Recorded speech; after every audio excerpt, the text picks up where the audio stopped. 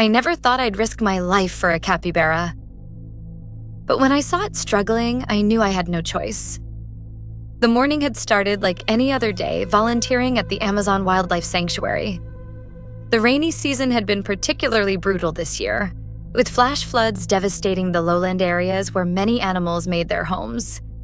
As the sanctuary's newest volunteer, I was still learning the ropes, but my background as a former search and rescue worker had proven useful during these increasingly common emergency situations. That morning, the radio crackled with urgency.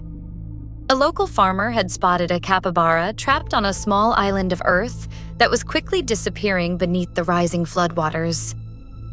Without hesitation, I grabbed our emergency rescue kit and headed out with Marco, our most experienced guide. "The waters are still rising," Marco warned as we loaded the boat. "We have maybe an hour before that whole area is completely submerged." The engine roared to life as we sped down the swollen river. Brown water churned around us, carrying debris, branches, remnants of someone's home, even a half-submerged refrigerator.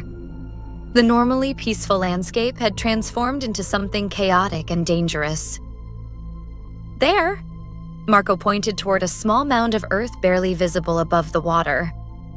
And there it was, a capybara, the largest rodent in the world, normally so adept in water, now visibly exhausted and terrified. Its normally sleek fur was matted and dirty. One of its hind legs appeared to be caught in something beneath the surface. "It's trapped," I whispered, my heart sinking. "And the water's still rising." We anchored the boat as close as we dared, but the currents were too strong to get any closer than about 15 feet from the trapped animal. I could see its sides heaving with each labored breath, its usually calm eyes wide with fear. "I'm going in," I said, already securing a safety line around my waist. Marco grabbed my arm. "Anna, wait. These currents are unpredictable. We should try to reach it with the pole first." But I could see the water lapping at the capybara's chin. There wasn't time for caution.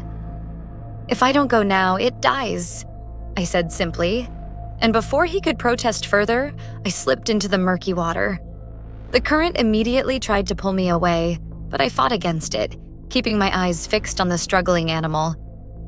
The cold water seeped through my wetsuit, a stark reminder of how quickly hypothermia could set in for the capybara. As I got closer, I could see what had trapped it. A tangle of fishing net, probably swept away in the flood, had wrapped around its hind leg and anchored it to a submerged tree root. The capybara thrashed weakly as I approached, its eyes rolling in fear. "It's okay," I said softly, though I knew it couldn't understand me. "I'm here to help you." Time slowed as I reached for my knife, my fingers numb from the cold water.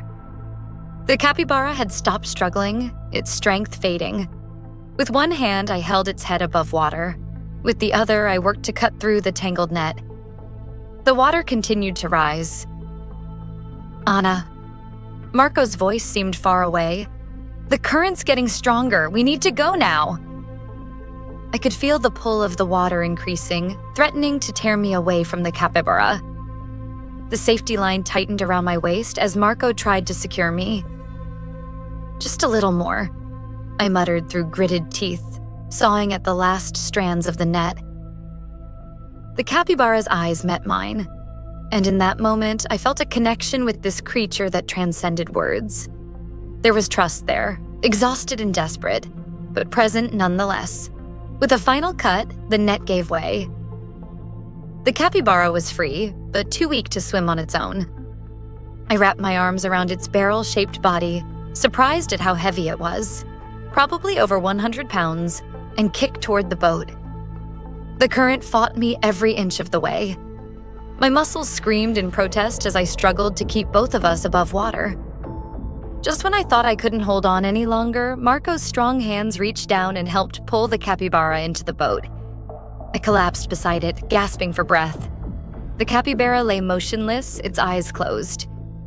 "Is it—" I couldn't finish the question. Marco quickly checked the animal. "It's alive, but barely. We need to get it back to the sanctuary now." The journey back was a blur of adrenaline and anxiety. I cradled the capybara's head in my lap, talking to it softly, willing it to hold on. Its fur was cold and wet against my skin, but I could feel the faint rise and fall of its chest. "Stay with me," I whispered. "You didn't fight this hard just to give up now."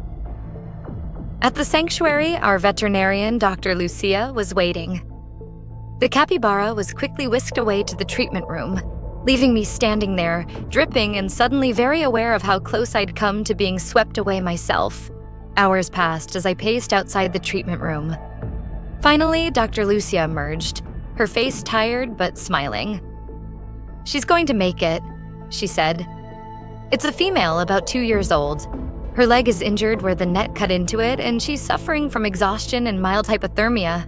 But she's strong. You got to her just in time." Relief washed over me like a physical force. I hadn't realized how invested I'd become in this animal's survival until that moment. "Can I see her?" I asked. Dr. Lucia nodded. "She's sedated, but yes, just for a minute." The capybara lay on a heated pad, her wet fur now dry and fluffy. Her injured leg was bandaged, and an IV drip provided fluids and medication. She looked peaceful now, a far cry from the terrified creature I'd found in the flood. I gently stroked her head, marveling at the softness of her fur. "You're safe now," I whispered. The weeks that followed were a testament to the capybara's resilience. We named her Esperanza, hope, and day by day she grew stronger.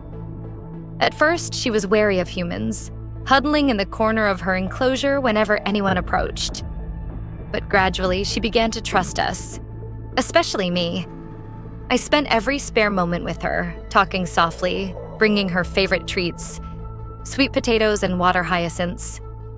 Slowly, the fear in her eyes was replaced by curiosity, then recognition, and finally, what I could only describe as affection. The day came when Esperanza was strong enough to be released. We'd found a protected area of the sanctuary with a small lake, perfect for a capybara. As I opened her transport crate, I held my breath, unsure of what she would do. Esperanza poked her nose out cautiously, sniffing the air. Then, with surprising gentleness, she bumped her head against my hand, a gesture I'd come to recognize as her way of asking for affection. I stroked her head one last time. "This is your home now," I told her. "You're free."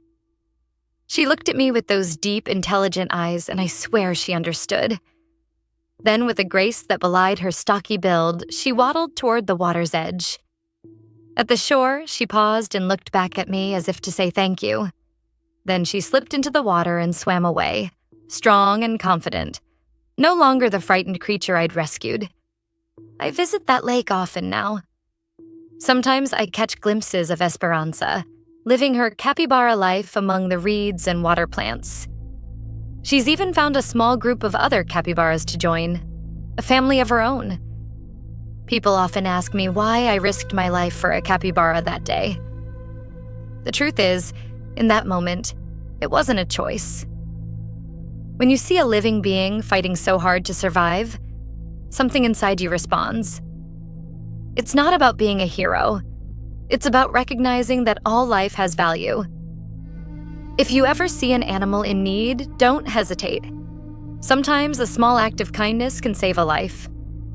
And in saving that life, you might just discover something about yourself. A strength, a purpose, a connection to the world around you that you never knew existed. As for me and Esperanza, our story didn't end with the rescue. It began there.